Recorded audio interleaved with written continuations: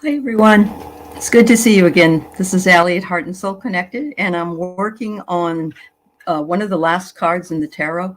I started this at the very beginning of the year, and I want to make sure I finish it up within that year.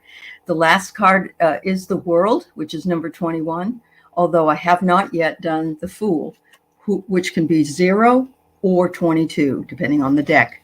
So I'm going to be doing that next, but we're going to focus right now on the World.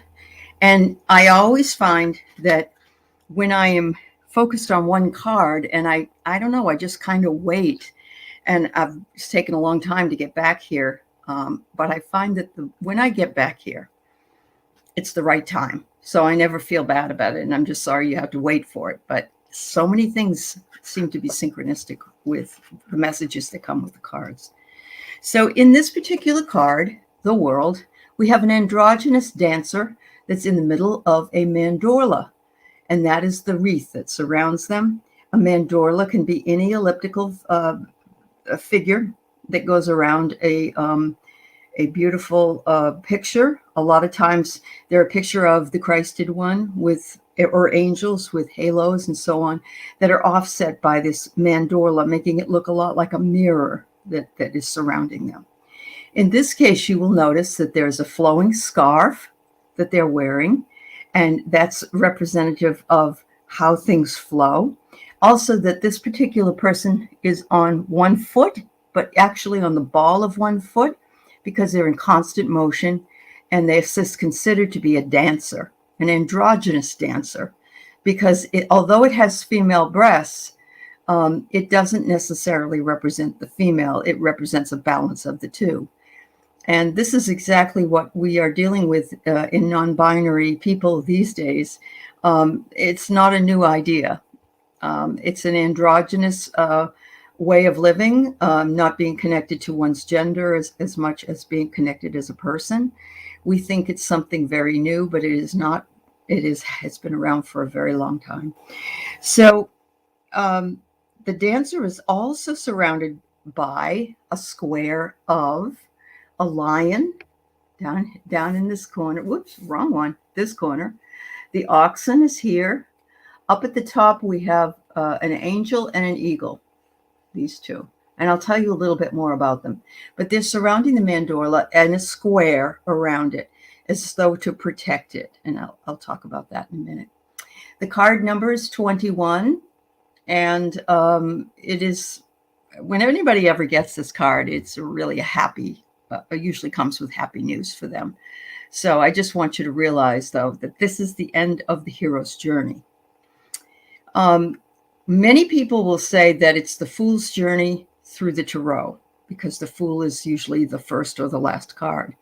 I say that I'm going to go with Joseph Campbell, who believed in the hero's journey and how each time we step out into a new thing, we have to go around this whole step as a hero. Hero in the sense that we're heroes because we live here on the earth. It isn't necessarily because we saved babies or jumped in the water and saved a person from drowning. It's a very heroic thing, according to Joseph Campbell, to be here on the earth, and to live this life takes a lot of courage. And so I would equate this entire tarot deck to the hero's journey. There are some, like I said, would be the fool, because we do sort of start off as fools. So you have to think about the fact that that's why it's called that way. So the scarf represents the ever-moving spirit, and the two wands that this particular person is holding balances positive and negative poles of energy. So as you well know, if you want to ground something, you have to have it grounded correctly with AC/DC sockets and so on. So there's the negative and the positive pole of energy. The wreath is a symbol of a connection with nature, and the symbol of the dancer is the creative urge of life cannot be revealed. It's something we find, okay? To be naked is natural, because this person is naked, save the small scarf that's covering a bit of the person. To expose the self to the world is not necessarily so. We all have been told as children we need to cover up. We need to, go, and we're a little bit modest. We don't want people to see us. there's a sort of feeling of shame that's brought upon us, and it isn't from where we were born. It's from what other people have told us, that, you just don't run around with nothing on. Also, that the self is the center of our psychic equilibrium. So we are working in this card not only with the collective community, but with the self, both being very, very important. And it's telling us that we need to be at one with both sides of nature, not by being attached to any inferior or superior position. The minute we start thinking that we're less than or more than, we get that equilibrium all upset, and it doesn't work. We call it ego, but it's the equilibrium of both sides, and we don't want to be that person that thinks that we are better than anyone or worse than anyone else. The wreath is not a circle, as I said. It's an elliptical or an egg shape, and it's called a mandorla. And if you go back and look at any of my videos, you'll see that I have something about that in a video.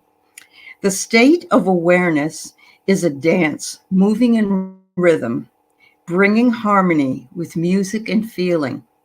The dance was first described as sacred art form and a form of prayer and the act of creation. You'll see a lot of tribal systems and societies that have their own dances that they do, particularly the Native American dances and also the Yoruba African tribes. They have all these dances and they all move to the beat, and a lot of them are very ecstatic dancing. And of course, the Sufis or whirling dervishes put a whole other, quote, spin on it. And I'm not trying to, it's kind of a pun, but yeah. So here in the world, the dancer moves to our ever-changing now. And the symbol indicates the entire widening of oneself as being recreated. When you're at this point in the journey, which is one of the last cards, you have been recreated from the person that you were in the very beginning to the person that you are now. Does that mean you're done? No. It just means you've been recreated, and now you're ready to go on to your next lesson and your next appointment with destiny. And we are recreated through experiences that we've had and the ways that we look at things and how we take our world and change it. It means we're always conscious of our identity, and you realize yourself is indestructible, which is one and the same, no dissolving or exchanging, but that you're truly authentic. Yourself never really changes. Even if you grow, you yourself are completely autonomous and equal. But as we are in contact more with ourself, we are not estranged from the world. We need to still live in it. John Donne said, no man is an island alone of himself. He must interact with the world or with this community. It communicates with the collective consciousness. The world has all of creation in this card.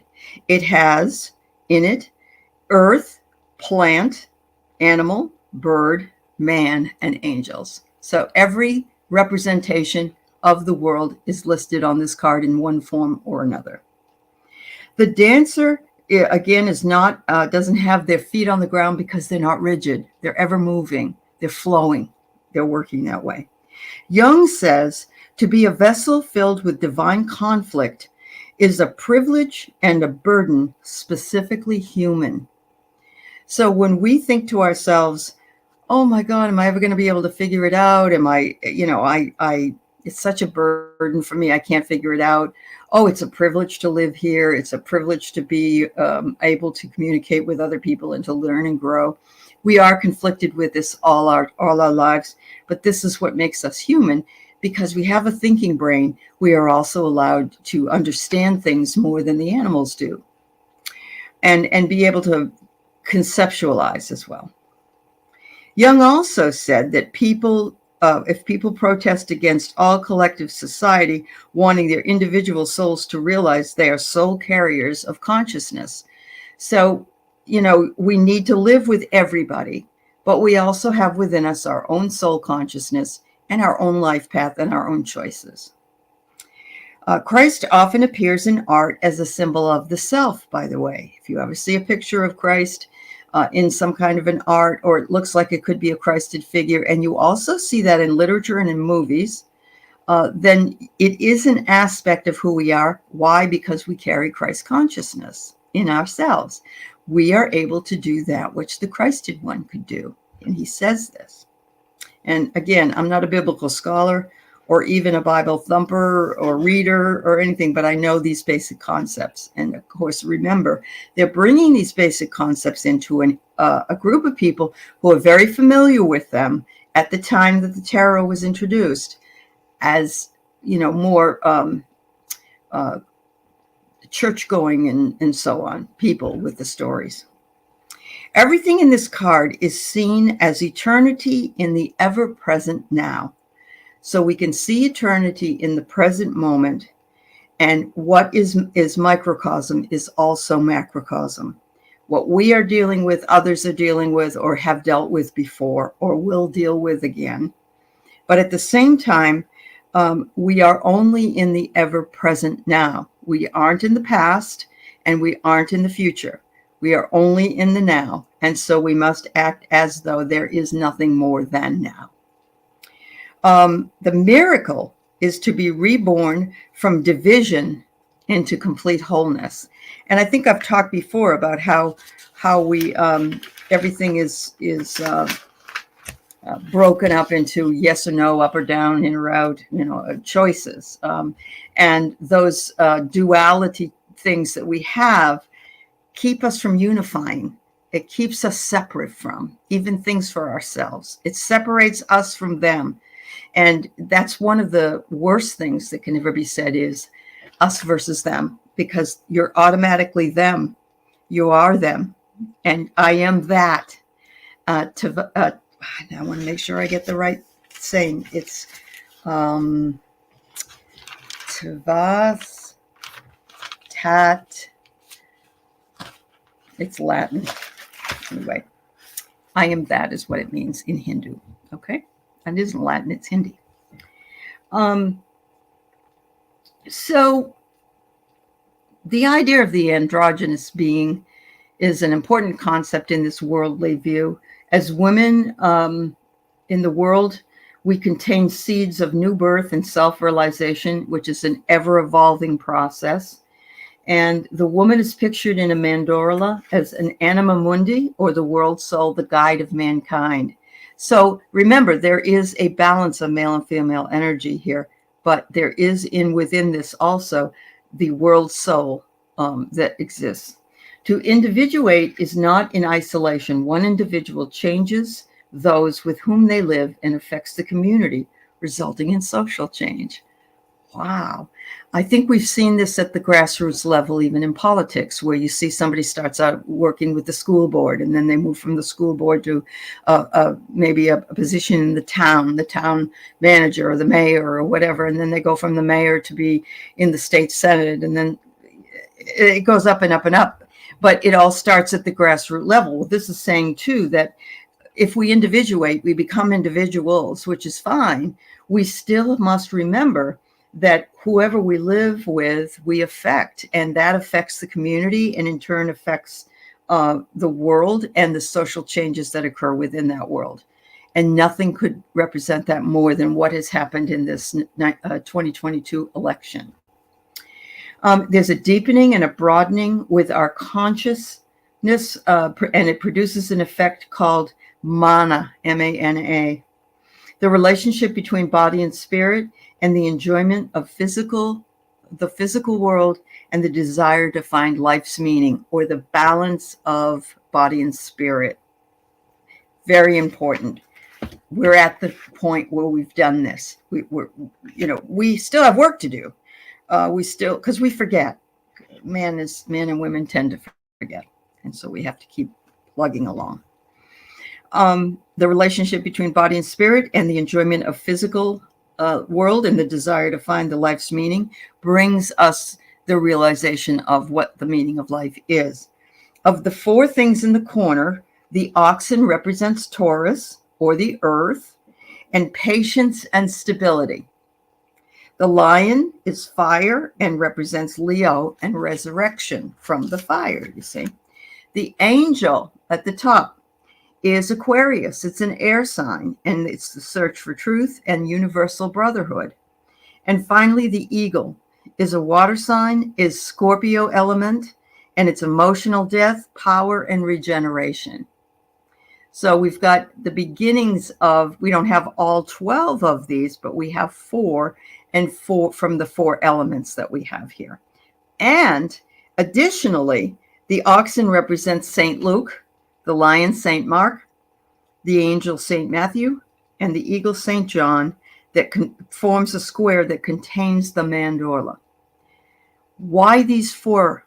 Because Matthew, Mark, Luke, and John are the most important 4 books of the Bible. So you see, there isn't a real escape from that sort of symbology.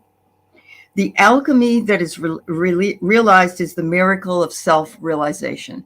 So the world brings self-realization and autonomy and the belief that you have expanded and yet you're still the same. Modern physics have also blended together within, the last couple of 100 years, the mystical, dreams and visions, and these have all become more accepted in society than they ever were before. Before, if you were mystical, Carl Jung was considered a mystic. He was a heretic and he should be killed, basically, because he was not, you don't do that.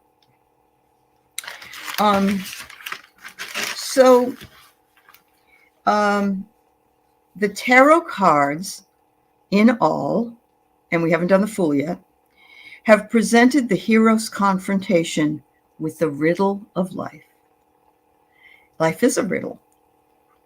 It reminds me of the riddle of the Sphinx.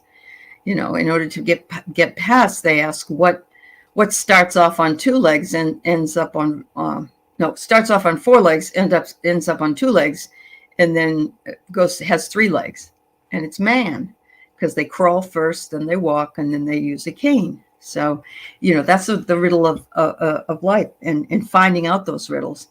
And of course, the Buddhists use similar things when they ask their students questions that have no answers, like what is the sound of one hand clapping? So, we are constantly examining the riddle of life. This card symbolizes the hero's emergence into a new world. He is 21, but the Fool is the next card or the first card, and I will be doing it as the next card. The tarot shows life is process, motion, and serenity, awareness as well. The world never ends. The hero keeps traveling. So we end up on this wheel, so to speak. It starts off either with the Fool or the Magician, and it goes around in an elliptical circle. And then when we get to the end of it, which is the world, we start all over again and we learn something else, and we build layers of meaning as we go along. And so I'm feeling that the world we live in right now has very many elements of this particular card for us to think about and consider. So thank you so much. I hope this illuminated you, and I will see you soon with the final card in the deck. Thank you.